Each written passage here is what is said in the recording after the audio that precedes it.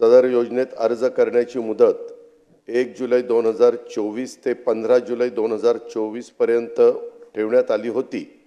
या मर्यादेत सुधारणा करण्यात येत असून आता सदर मुदत 2 महिने ठेवण्यात येत असून ती दिनांक 31 ऑगस्ट 2024 पर्यंत लाभार्थी महिलांना अर्ज करता येईल। तसेच दिनांक 31 ऑगस्ट 2024 पर्यंत अर्ज करण्यात आलेल्या लाभार्थी महिलांना दिनांक 1 जुलै 2024 पासून दरमहा 1500 रुपये आर्थिक लाभ देण्यात येणार आहे।